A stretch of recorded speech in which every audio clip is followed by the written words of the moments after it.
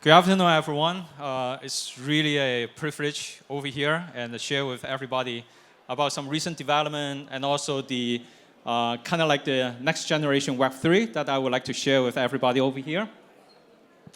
So today what I'm going to do is to talk about exactly what we mean by quantum safe and why we are actually considering that right now we are already into this era, the quantum safe era.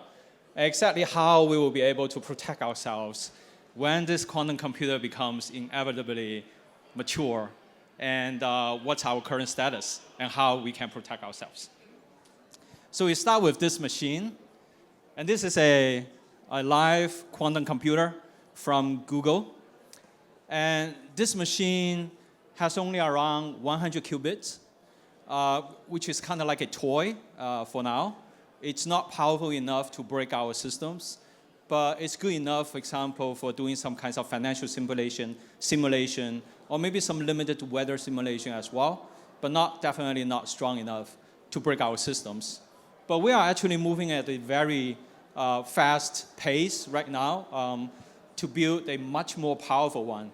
It's actually very similar to, say, 50 to 60 years ago, that when we think about computer, at that time, a computer were actually housed in a room like this size, and then you only just have one computer which was not powerful enough when compared with our laptop nowadays. So it's kind of like 50 years ago of conventional computer. But this is very promising technology. And actually, if we look into the number of qubits for the quantum computer development, I would say it's kind of like following the Moore's law. So the Moore's law basically says that every 18 months, the speed of the computer will be doubled. And then we have been following this Moore's law for the last 30, 40 years. And I also believe that the advancement of quantum computer is kind of like following the Moore's law as well. So if you just base on this kind of pace, a very safe guess is that by 2033 or even shorter, we will be able to achieve 100,000 qubits. So what does that mean? Why do we need to bring up this 100,000 as a magic number? Because once you have 100,000 qubits, you will be able to break Bitcoin in a matter of hours. So what do we mean by breaking Bitcoin? Breaking Bitcoin means once I know your wallet address, once you have sent some tokens out on the Bitcoin system, I will be able to own your wallet. I will be able to get your private key. All right? So why is that? It's basically because of a quantum algorithm invented 30 years ago by Shor. So Shor is a MIT professor. At that time, he's working on the theoretical quantum mechanics. And he worked out a quantum algorithm that once we have enough qubits, for example, 100,000 qubits, then you will be able to apply Shor's algorithm to break the underlying digital signature algorithm of Bitcoin, of Ethereum, of all that kind of altcoins, easily, in a matter of hours. So right now, what we are currently doing is that we already know how to break Bitcoin. We already know how to break Ethereum and all that. We just need a powerful quantum computer. And that powerful quantum computer means 100,000 qubits. So once you have that quantum computer, you can apply Shor's algorithm, and then you are good to go as a hacker. Why is that? Because all our public keys are on the chain. So as I mentioned, as long as you just send one token out on the Bitcoin or Ethereum, your public key will be exposed on the ledger. So your public key is already there. The public key is different from the wallet address because the wallet address is just a hash of the public key. But once you send some transaction out, your public key will be there. And then once somebody has a quantum computer, then that person will be able to reverse and get your private key and own your wallet. So the next question, obviously, is that how to protect ourselves.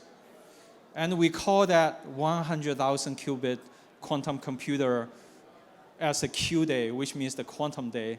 It's kind of like Judgment Day. Like if somebody will be able to build that quantum computer, kind of like all the existing Bitcoin, Ethereum, all the blockchains will be doomed, right? So how to protect that? Well, to protect us from this kind of attacks, we actually need to work now. What we need to do is to upgrade our blockchain systems or create a new blockchain system which are quantum safe or so-called quantum resistant. So in order to make our system quantum safe, we don't need a quantum computer. We need a secure algorithm which can be secure. Even the attacker has a quantum computer, all right? So I got this kind of like confusion all the time. People keep asking me, hey, do I need a quantum computer in order to make our system secure? The answer is no. We just need a more advanced algorithm to protect ourselves, to encrypt the stuff, and also to generate the digital signature. So actually what we need to do right now is that imagine if I were a hacker, what I would do is that I'm going to download the entire ledger, I'm going to get all your public keys, and then I will just wait until the quantum computer become mature, then I'm going to reverse all those public keys, and then I'm going to own all your wallets, right? So this has a name called hack now, decrypt later, right? So I can hack now, I can download all the ledger, they are all public, and then I will just wait for Google to get me that tool, and then I can make use of that tool to break it. So that's why we need to act now and start building our quantum systems and get rid of the common one, which is called elliptic curve cryptography, that Bitcoin is currently using, Ethereum is currently using. So we need to upgrade that, replace the elliptic curve cryptography with Lattice. So actually, a lot of countries, they are already working on this post-quantum algorithms. For example, the American NIST, NIST stands for National Institute of Standards and Technology. So they have already published some standards out. So actually, as early as last year, they already published the draft standards for this post-quantum cryptography, which means if we replace our elliptic curve cryptography with these new standards, we will be able to make our system secure against quantum computers, against attacks from quantum computers. So this is exactly what we are currently working on, is to upgrade our systems to post-quantum. So actually, a lot of companies, they are already working on this. For example, we have been seeing Google working on Google Chrome, and they have already upgraded their Google Chrome, that once you have a secure server which are running some of the algorithms which is post-quantum, for example, Lattice-Based, you can actually use your Google Chrome to establish a secure channel from your web browser to the web server without worrying about attacks in the future by quantum computer. So that's what Google is working on. So who else? Signal has already upgraded their Signal app. So when you use the short messaging of Signal, you know Signal is all about privacy. They are also doing this for ensuring that the communication channel is secure even in the future when the attackers are hacking your system now and then decrypt later, they will not be able to get your messages. So even HSBC, PayPal, they are joining this quantum safe group in order to learn more about the post-quantum era, the quantum safe era. And also recently, the American government has already having this mandate to start upgrading all the federal systems, all the encryption systems into post-quantum. So here's I would like to share this as kind of like a takeaway for today's talk, is that if you think about Bitcoin or blockchain, we know that the life expectancy of a blockchain system is not talking about 1 year or 10 years. We're actually talking about 50 years, 100 years. So when we talk about the quantum computer, we are not talking about 5 years, right? So we are actually talking about in the very, very near future, attackers will be able to break our systems. And that's why we actually need to act now to upgrade our blockchain systems to make sure our Web3 systems are quantum resistant. So over here, I would like to introduce one of our projects, which is called Abelian. So Abelian, this name is actually based on a Belgian mathematician's name, and also because it starts from A and then B, and it will be ranked higher. So that's why we picked this name. So Abelian is actually inspired by using some quantum-safe crypto systems. And by design, it actually makes use of lattice-based system to build the system, to build the blockchain system. So it has already been live for 2 years as POW, proof of work. You can actually spin up your GPU cards to start mining and contributing to the decentralization as well as security of it. So we make use of Crystal's Kyber as well as Crystal's Delirium. They are all standardized by the NIST. And we basically inspired by them and build our own zero-knowledge systems so that we have not just the quantum resistant, but also privacy preserving. And the privacy preserving over here, I would like to introduce multi-tier privacy preserving to you guys.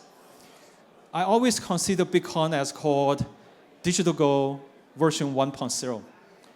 The reason why I call Bitcoin as digital gold 1.0 is that actually if you just look at Bitcoin, it is anonymous because it does not attach our name over there, but it's actually just pseudonymous because all our transactions are traceable on the network, and also all our balances of our wallets are publicly known. That's not the case for our bank accounts. So are we actually going backward? And then like counting how many cows you have, right, in your village? So I don't think this is really digital gold. Like how much gold that you are holding, it's not necessarily that you are sharing with anybody. So what I'm thinking is that digital gold 2.0 should be something that we have the anonymity to the public, we might have the accountability to the authority, while at the same time, not everybody can find out our balance. So that's why Abelian is actually introducing this digital gold 2.0 idea, is that if you use Abelian to send your transactions, nobody can tell your balance, but we have the real key that you can actually share with a third-party authority. So the third-party authority can do their job, can do their KYC, can make sure the AML stuff, while at the same time, you can keep your balance secret. So that's the beauty about using the lattice-based zero-knowledge proof. So I will just end up over here as a conclusion. So go and check out our Abelian. It's everywhere. It's on the CMC. It's on the ConCat. We have been running for 2 years. And recently, we are also working on a layer 2 smart contract as well. So I hope that you like this topic. And also, I hope that you can support our project as well. Thank you.